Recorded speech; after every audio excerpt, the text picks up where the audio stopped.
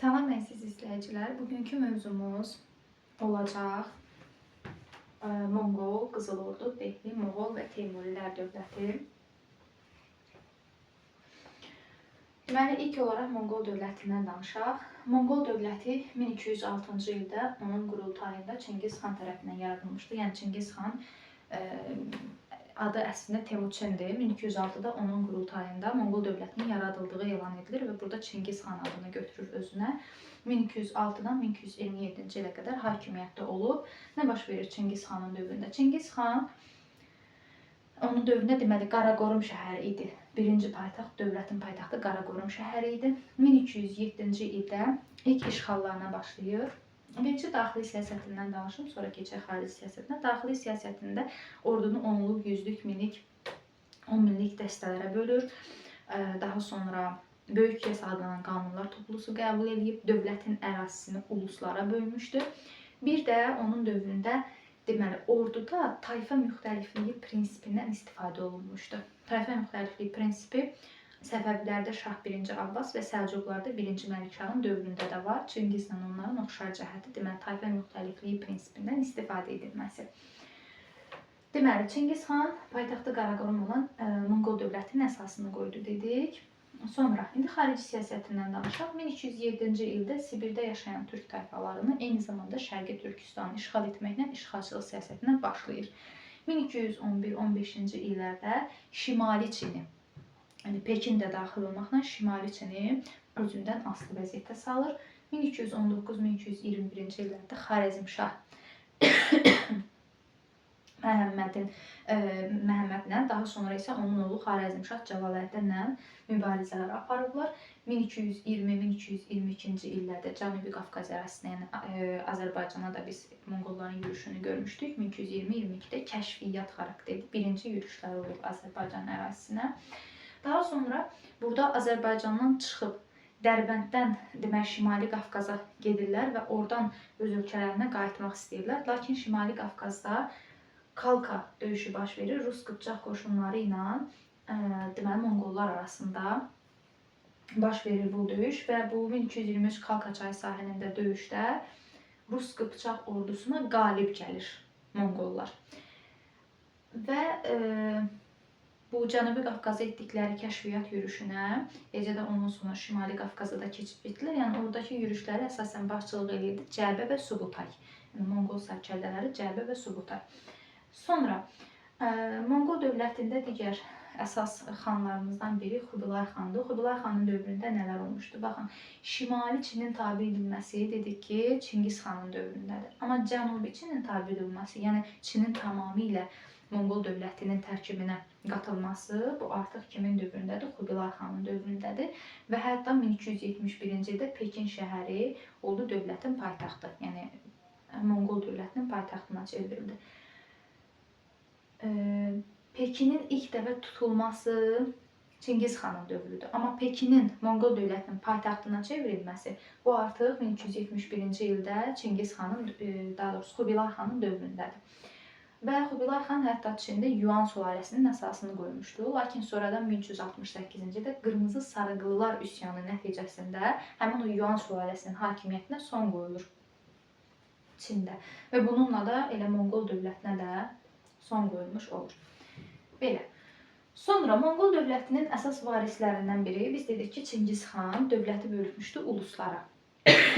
Və bu Çingiz xanın əsas səhvlərindən biridir ki, o ölərkən vəsiyyət eləmişdi ki, onun böldüyü uluslar sonradan Çingiz xanın varisləri arasında, yəni öz oğlanları, nəvələri arasında bölüşdürür öz imperiyasını və bu da təbii ki, onun ölümündən sonra imperiyanın parçalanmasına gətirib çıxarır. Onun ərazisində bir çox dövlətlər yaranır. Misal üçün, Hülakilər dövləti, Qızıl Ordu dövləti. Sonra, bir dəqiqə. Hülaki və Qızıl Ordu dövlətləri yaranır və bu Qızıl Ordu dövləti necə yarandı? 13-cü əsrin 40-cı illərinin əvvəllərində, təxminən 1243-cü ildə yaradılmışdı. Necə oldu ki, Qızıl Ordu dövləti yarandı? Deməli, 1235-ci ildə, hələ bu zaman Monqol dövləti var idi və 1235-ci ildə Qaraqorum şəhərində, hansı ki, həmin vaxtı Qaraqorun Monqol dövlətinin paytaxtı idi. Həmin şəhərdə bir qurultay keçirilir və o qurultayda Batı xanın başçılığı ilə Cənub-Şərqi Avropaya yürüş etmək qərarı alınır. Hətta orada axırıncı dənizə qədər gedib çıxmaq istəyirdilər. Yəni bu qərarı alınır, deməli Qaraqorun qurultayında. Və sonra Batı xanın başçılığı ilə onlar Avropaya yürüşlər təşkil edirlər. Bu zaman İdil Bulqarlarını özünə tabe edirlər, Rus knyazlıqlarını özünə tabe edirlər. Daha sonra Legnitz döyüşündə Polşa-Alman qoşununu, Mohaç döyüşündə Macar-Çex qoşunlarını məğlub edirlər. Mohaç döyüşünü biz Osmanlı dövlətində də görmüşük. Orada da eyni ilə Macar-Çex qoşunlarının məğlub edilməsidir. Orada Sultan Süleyman Qanuninin dövrüdür, 1526-cı il. Burada da Legnitz və Mohaç təxminən 1241-ci ildə olmuşdu. Sonra və Batı xanın başçılığı ilə artıq Qızıl Ordu dövləti yaranmış olur. Batı xan bir müddət eşidir ki, Böyük Monqol dövlətində deməli xanın hakimiyyəti, Böyük Xaqanın hakimiyyəti başa çatıb və ora xaqan seçilməlidir və həmin o seçkidə iştirak eləmək istəyir. Geri qayıtmaq istəyir, amma gedərkən eşidir ki, yəni artıq xan seçilib, ona görə də elə təzədən qayıdır öz ölkəsinə və Qızıl Ordu dövlətini möhkəmləndirməyə çalışır. Qızıl Ordu dövlətinin paytaxtları Saraybəti və Saraybərkə şəhərləri olmuşdu Batı xanın şərəfinə. Qızıl Ordu dövləti 13-cü əsrin sonlarına qədər Monqol dövlətindən asılı vəziyyətdə mövcud olub, amma 13-cü əsrin sonlarından etibarən Monqol dövlətindən ayrılır. Sonra Qızıl Ordu dövlətində əsas 14-cü əsrdə hakimiyyət, 14-cü əsrin əvvəllərində hakimiyyətdə olmuş Özbək xanın adını çəkirik. Özbək xan bizə həm ümumi tarixdən, həm Azərbaycan tarixindən lazımdır. Nəyə görə lazımdır? Çünki Özbək xan Qızıl Ordu dövlətində İslam dinini qəbul edən xan idi. Eyni zamanda İslam dinini bundan əvvəl biz Qaraxanlı dövlətində Satuq Buğra xanda da görmüşdük və Hülakilərdə Qazan xanda da görmüşük. Deməli, İslam dinini qəbul etmişdi. Bir də Səlcuqlarda, yəni dövlət yaranmamışdan öncə Səlcuq bəy, yəni Oğuzların başçısı idi da, Oğuz boyunun başçısı, Qınıq boyunun başçısı idi və həmin o deməli Səlcuq bəyin dövründə onlar qəbul etmişdilər İslam dinini. Belə. Özbək deməli İslam dinini qəbul etdi. Bununla da ölkədə türkləşmə prosesi başa çatmış oldu. Azərbaycan tarixində isə 1318 və 1335-ci illərdə Hülakilər dövlətinin ərazisinə yürüşü olub. Yəni Hülakilər dövləti də Azərbaycan dövləti olmasa da Azərbaycan ərazisində yaranmış bir dövlət idi.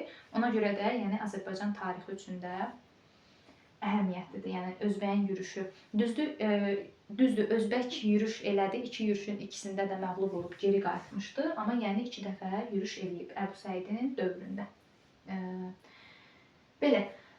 1357-ci ildə Canı bəy həmin o Hülakilər dövlətinə son qoyur. 1359-cu ildə Qızıl Ordu dövlətində Monqolların varisi olan Cuci soyunun hakimiyyətinə son qoyulur. Yəni buradan sonra artıq Cuci nəslinin hakimiyyəti başa çatmış olur. Biz bayaq demişdik ki, Rus knyazlıqları Qızıl Ordu dövlətindən asılı vəziyyətdə idilər. 1380-ci ildə Kulikova çölündə döyüş baş verir və Kulikova çölündəki döyüşdə deməli Rus knyazlıqlarının başçısı Demetri sərkərdə Mamay xanı məğlubiyyətə uğradır. Mamay xan Qızıl Ordu dövlətinin hökmdarı deyil, sərkərdə olaraq iştirak edir bu döyüşdə. Məsəl üçün biz sərkərdə olaraq döyüşlərdə iştirak edənlər Xeyroneya döyüşündə Makedoniyalı İskəndəri görmüşdük. Daha sonra Ktesifon Kadisiya döyüşlərində sərkərdə olaraq iştirak edən Cavanşiri görmüşdük. Burada da sərkərdə kimi iştirak edən Mamay xanı görürük ki, deməli hansı döyüşdə? Kulikova çölündə döyüşdə iştirak edir. Burada Rus knyazlıqlarının müvəqqəti olaraq asıllığına son qoyulsa da 1382-ci ildə Moskva şəhəri Toxtamış xan tərəfindən tutulur və dağıdılır, yandırılır və ondan sonra Rus knyazlıqları təzədən asılı vəziyyətə düşürlər Qızıl Ordu dövlətindən. 1395-ci ildə əslində o Toxtamışı hakimiyyətə gətirmişdi Əmir Teymur. Amma Əmir Teymur onu hakimiyyətə gətirəndən sonra Toxtamış bir müddət öz hakimiyyətini möhkəmləndirəndən sonra Əmir Teymurun tabeliyində olan ərazilərə yürüşlər etməyə qərarı alır. Yəni xüsusilə də Cənubi Qafqazda onların maraqları toqquşurdu. 1385-də biz Toxtamışın Azərbaycana da yürüşünü görürük. Azərbaycanda təbii ki, Əmir Teymurun da gözü var idi. Ona görə Əmir Teymur həmin onun yürüşünün qarşısını alır və 1395-ci ildə onlar arasında Terek döyüşü baş verir. Terek döyüşünün nəticəsində Toxtamış məğlub olur, Əmir Teymur qalib gəlir. Sonra Saray Bərkə şəhəri idi bu zaman dövlətin paytaxtı. Saray Bərkə şəhərini Teymurilər tutub dağıdırlar. Bir də Qızıl Ordu dövlətinin şərq vilayətləri də keçir, deməli, Teymurilərin əlinə. 15-ci əsrin əvvəllərində Qızıl Ordu dövləti parçalanır. Nələrə parçalanır?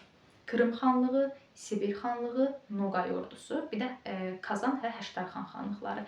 Yəni, bəzən testlərdə qarşımıza çıxır, misal üçün,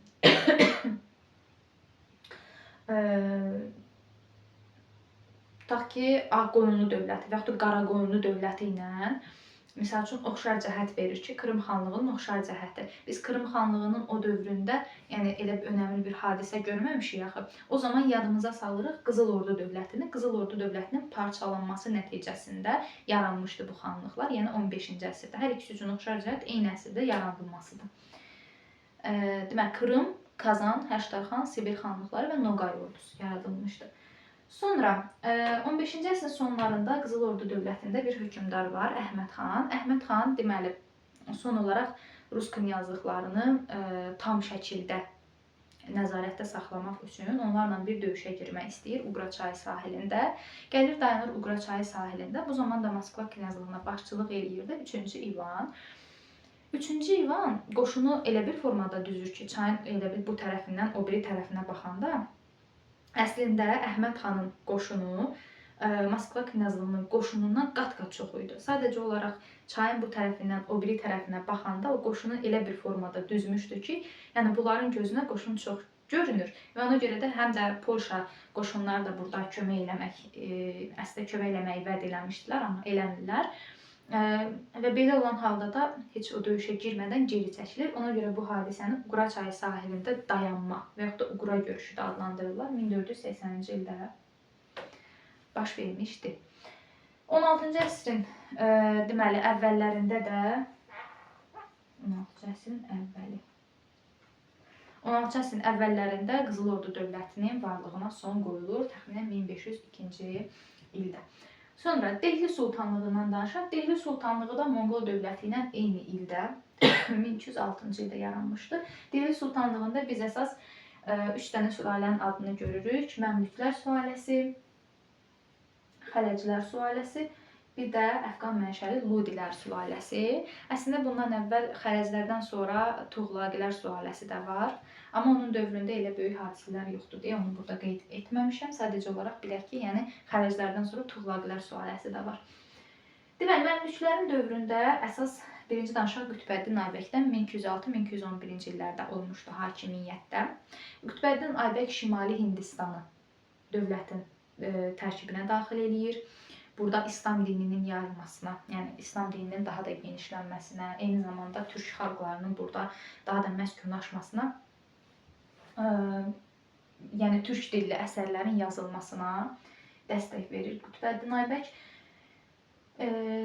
Sonra Qütbəddin Aybəkdən sonra hakimiyyətə gəlir Şəmsəddin Eltutmuş. Şəmsəddin Eltutmuşun dövründə o Monqollardan qaçan Xarəzmşah Cəlaləddinə sığınacaq verir ölkə ərazisində və bu da Monqolların, yəni Cəlaləddin buradan qaçıb gələndə Dehli Sultanlığına, Monqollar da onun ardınca gəlir Cəlaləddinin üzərinə və beləliklə də Dehli Sultanlığına da yürüş etmiş olurlar. Amma Monqol hücumlarının qarşısını alır, yəni həmin dövrdəki yürüşdə qarşısını alır. Sonra Abbasi xəlifəsi tərəfindən, Abbasi xəlifəsi ilə diplomatik münasibətləri var, onun tərəfindən buna sultan titulu verilib. Deməli, Abbasi xəlifəsi tərəfindən sultan titulu biz Sultan Mahmud Qəznəvidə gördük, Atabəy hökmdarı Qızıl Arslanda gördük. Hələ ki keçdiyimiz dərslər üzrə bunları görmüşük. Bir də Dehli Sultanlığında kimi gördük? Şəmsəddin Eltutmuşu gördük. Sonra gəlir hakimiyyətə ondan sonra Raziyə Sultan. Raziyə Sultanın dövründə nə baş vermişdir? Raziyə Sultan Şəmsəddin Eltutmuşun qızıdır. Yəni varisi olmadığına görə, oğlu olmadığına görə, yəni qızı gəlir hakimiyyətə Raziyə Sultan və türk dünyasında ilk qadın hökmdar idi Raziyə Sultan. Ondan sonra hakimiyyətə gəlir Qiyasəddin Balaban. Qiyasəddin Balaban dövlətin daxilindəki daxili çəkişmələrə son qoyur. Elə hərbi çevriliş nəticəsində də gəlmişdi özü hakimiyyətə, hərbi əyanların vasitəsilə və Qiyasəddin Balabanın dövründə dövlətin ərazisində yenə Monqol yürüşləri olur, amma yenə də Monqolları məğlub ediblər. Sonra 1290-1320-ci illərdə hakimiyyətə gəlir Xələclər sülaləsi, yəni Xələclər olub hakimiyyətdə. 1396-da Xələclər sülaləsinin nümayəndəsi olan Əlayəddin Xələc gəlir hakimiyyətə. Deməli, sülalə yaranıb 90-da, Əlayəddin Xələc gəlir 96-da. Sülalə gedib 1320-də, Əlayəddin Xələc gedib 1316-da. Yəni, Əlayəddin Xələc, Xələclər sülaləsinin nə ilk, nə də son hökümdarı deyil, sadəcə olaraq ən qüdrətli hökümdarıdır deyə bilərik. Çünki onun dövründə Cənubi Hindistan tamamilə Xələclərin tərkibinə daxil olur. Monqolların yürüşü bir dəfəlik dəf edilir. Yəni, bir dəfəlik qarşısı alınır tamamilə. Sonra, Monqol dövlətində zəmindarlara verilən iqta torpaqları onların əllərindən alınır, verilir kəndlilərə icarəyə. Həmin torpaqlar, kəndlilər də həmin torpaqları əkir, becərir, oradan dövlətə vergi verir. Əvəzində isə zəmindarlara verilir pul, marş şəklində, yəni verilir. Bu belə 1398-ci ildə Əmir Teymurun Hindistana Dehli Sultanlığı arasında yürüşü olur. Dehli Sultanlığı ondan asılı vəziyyətə düşür. 15-ci əsrin ortalarında Əfqan mənşəli Ludilər sülaləsi gəlir. Əfqan mənşəli olduqlarına görə dövlətin daxilində çəkişmələr artır və 1526-cı ildə Panipat döyüşündə Babur, Zahirəddin Babur hələ şah deyil, hələ dövləti yaratmayıb. Zahirəddin Babur 1526-cı ildə deməli, sonuncu Ludilərin sonuncu hökümdarı olan İbrahim Ludini Panipat döyüşündə məğlub edir. Beləliklə, Dehli Sultanlığına da son qoyulur. Sonra yarandı 1526-da Baburun başçılığı ilə Moğol dövləti. Babur şah dövlətin paytaxtını Aqra şəhəri etmişdi, yəni paytaxt Aqra şəhəri idi. Sonra Babur şahın dövründə cizyə vergisi ləğv olunur. Niyə ləğv olunur? Çünki Babur şah yəni İslam dinini zorla yaymağa çalışmırdı və buna görə də təbii ki, cizyə vergisinin alınmasına da gərək duyulmurdu. Ona görə cizyə vergisini ləğv etdi. Sonra Moğol dövlətinin ən qüdrətli hökümdarı Əkbər şahdır. Əkbər şahın daxili və xarici siyasətindən danışsaq, Əkbər şahın daxili siyasətində o, deməli, vergi sistemini nizamı salmışdı. Vergiləri 1/3-ə qədər azaltmışdı. Vergilərin toplanmasını ən yaxın adamları olan cagirdarlara tapşırmışdı. Vahid qanunlar toplusu qəbul etmişdi. Yəni vahid ölçü çəki pul sistemi yaradılmışdı. Vahid ölçü çəki pul sistemi yaradılmışdı. Daha sonra xarici siyasətində şimali və mərkəzi Hindistanı tabe eləyib. Amma onun varislərinin dövründə Hindistan bütöv tabe olub. Yəni biz burada bütöv Hindistan demirik. Şimali və mərkəzi Hindistanı tabe eləyib. Amma onun varislərinin dövründə sonradan Hindistan bütövlükdə, yəni cənub hissəsi də birləşdirilib. Sonra, amma Dehli Sultanlığı Hindistanı demək olar ki, bütöv şəkildə birləşdirib. Şimalını Qütbəddin Aybək, cənubunu isə Əlaəddin Xələc birləşdirmişdi. Qucarat, Kəşmir və Benqaliya ərazilərini ələ keçirir. Səfəvilər, Şeybanilər, Osmanlı və Portuqaliya dövlətləri ilə də diplomatik münasibətlər saxlayıb Əkbər şah. Ona görə yəni həm daxili siyasətinə, həm də xarici siyasətinə baxanda görürük ki, elə Moğol dövlətinin ən qüdrətli hökümdarı Əkbər şah olmuşdu. Sonra, bayaq cagirdarlardan danışdıq ki, vergi toplanmasını onlara tapşırmışdı. Cagirdarlar eyni zamanda hərbi əyanlar da sayılır və həmin o cagirdarlara verilən, hərbi xidmətə görə verilən torpaqlar adlanırdı. Deməli, cagirdarlara hərbi xidmət müqabilində verilən torpaqlar adlanır zəmindarlıq. Amma Moğol dövlətində,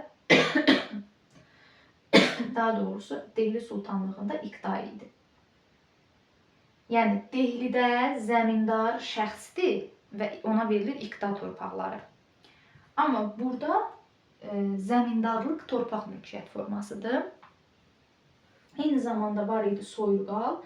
Soyurqal da ki 15-ci əsr dövlətlərinin, yəni Azərbaycanda da Ağqoyunlu, Qaraqoyunlu dövlətlərində, sonradan Səfəvilər dövlətində də olub, düzdür. Səfəvlərdə eyni mahiyyəti daşımır. Amma Moğol, Ağqoyunlu və Qaraqoyunlu dövlətlərində, eləcə də Səfəvlərdə soyurqal torpaq mülkiyyətindən istifadə edilib. Sonra Teymurilərdən danışaq. 1365-ci ildə deməli Mərkəzi Asiyada bir dənə üsyan var idi, Sərbədarilər üsyanı.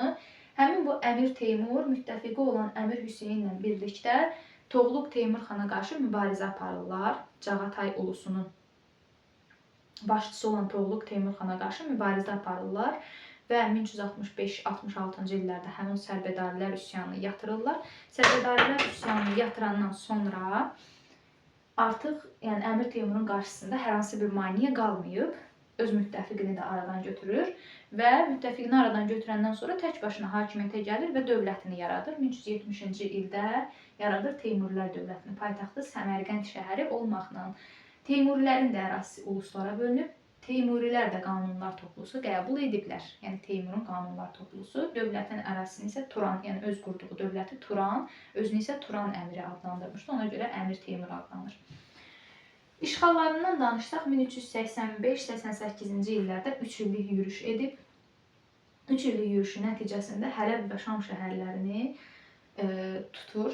Sonra Xarəzmşahlarla mübarizə aparıb, Mərkəzi Asiyanı işğal edib. 1395-ci ildə Terek döyüşündə bayaq dedik Qızıl Orduya qalib gəlmişdi. 1398-də Dehli sultanlığını tutur. 1402-ci ildə isə Ankaranı işğal edir. O dövrdə Kiçik Asiyada bəzi müstəqil əmirlər var idi. Həmin o müstəqil əmirlər yəni hakimiyyəti tək başına idarə etmək istəyirdilər. Ona görə Osmanlı sultanı Bəyazidə qarşı mübarizə aparırdılar və 1402 Ankara döyüşündə yəni döyüşə gəlməmişdən əvvəl əslində Əmir Teymurdan kömək istəmişdilər. Onlar təhrik eləmişdilər ki, Əmir Teymur ora yürüş eləsin. Həm ticarət yollarının ələ keçirilməsini istəyirdi Əmir Teymur. Ələ keçirmək istəyirdi. Bir səbəbi də bu idi. Bir də Əmir Teymura qarşı mübarizə aparan Qara Yusiflə Sultan Əhməd ki var idi, Cəlalə hökmdarı Sultan Əhməd. Həmin o müttəfiqlərə 1-ci Bəyazid sığınacaq vermişdi. Hansı ki onlar Bağdad döyüşündə məğlub olurlar, 1394-də qaçırlar. Deməli Osmanlı ərazisinə və Bəyazid onlara müdafiə edir. Onları Teymura təslim etmir. Və ona görə də yəni bu səbəblərdən 1402-ci ildə həm də ki əslində Bəyazidin əsas məqsədi Konstantinopolu işğal eləmək idi və Teymur da həmin ərazi üzərindən yürüş elədiyinə görə onların qoşunları toqquşur və 1402-ci ildə Ankara döyüşü baş verir. Ankara döyüşündə Teymurilər qalib gəlir. Bu döyüşdə Teymurlərə dəstək verən Azərbaycan dövləti Şirvanşahlar dövlətidir. Eləcə də 1395 Terek döyüşündə də Şirvanşahlar Teymurlərə dəstək olublar. Bir də 1421-ci il Alaşkert döyüşündə Teymurilərlə Teymuri hökmdarı Şahruxla Şirvanşah hökmdarı 1-ci Xəlilullah müttəfiq olublar Şirvanşahlara qarşı. Daha doğrusu Qaraqoyunluya qarşı. Belə. Sonra Çinə yürüşü yoxdur Teymurilərin. Bəzən testlər Teymurilərin, yəni Teymurun Çinə yürüşü yoxdur. Çünki 1405-ci ildə Çinə yürüş etmək istəyir, amma eləyə bilmir. Yəni Çinə yürüş ərəfəsində ölür. Bəzən testlərdə salır ki, Teymurun Çinə yürüşü. Yəni Əmir Teymur Çinə yürüş etməyib. Bunu bir qayda olaraq yadımızda saxlayırıq. Sonra hakimiyyətə gəlib Şahrux, oğludur Teymurun. Şahrux Qaraqoyun dövlətini özündən asılı vəziyyətə salıb. Osmanlı və Qızıl Ordu dövləti ilə münasibətləri yaxşılaşdırıb və paytaxtı köçürüb Herat şəhərinə. Ondan sonra gəlir hakimiyyətə Uluqbəy. Uluqbəyə qədər də siyasi səriştəsi yox idi. Sadəcə olaraq astronomi idi, daha çox mədəni tədbirləri ilə yadda qalıb. Əbu Səid Qaraqoyunlu dövləti ilə dostluq münasibəti olub. Necə dostluq münasibəti olub? Yəni Əbu Səidin dövründə Cahanşah əslində yürüş eləmişdi Teymurilərin ərazisinə 1458-də. Hətta Heratı tutmuşdu. Amma oğlanlarının burada qiyam Qaraqoyunlu ərazisində, yəni qiyam qaldırdığını eşidən Cahanşah oradakı yürüşünü dayandırır. 1459-da Əbu Səidlə müqavilə bağlayıb, Herat müqaviləsi. Qayıdır öz ölkəsinə. Və deməli, Qaraqoyunlu ilə Əbu Səid arasında münasibətlər normal şəkildə olub həmin dövrdə. Amma Qaraqoyunlar süquta uğrayandan sonra onun ərazisində yaranan Ağqoyunlu dövləti ilə Əbu Səidin mübarizəsi olub. Biz bunu Azərbaycan tarixindən də bilirik. 1468-də Ağqoyun dövləti yaranır və elə yaranan kimi